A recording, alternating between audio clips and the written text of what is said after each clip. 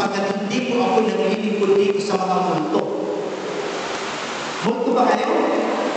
Kayo may mga tao. Ang multo, haliluwa, espiritu.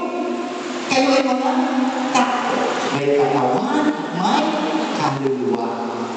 So sa mga tuwid, alisin po natin ang pader. Ano yung mga pader na yan?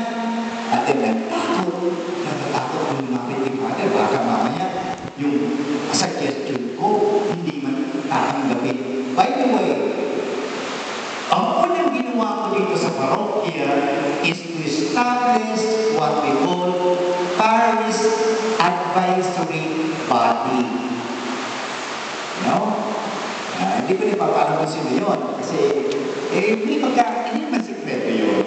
Kundi, yun po ang mga advisors ni Father Boots. Okay? Bakit? Ako po kasi magtrabaho, nagtatrabaho ako hindi solo. Gusto ko magtrabaho with consultation. Kaya ano ang Parish Pastoral Assembly ng Palawan? This is consultation. Mamaya gagawin ninyo yan eh. May consultation tayo. Consultation, nagtatanong, nakikinig po ako. So, sabi ganito, nakikinig ako sa inyo. Ano ba naman? Problema natin sa barangay, problema natin sa parokya. Ano, hindi na yun. Misa, binyag, kasal, kundi yung tao.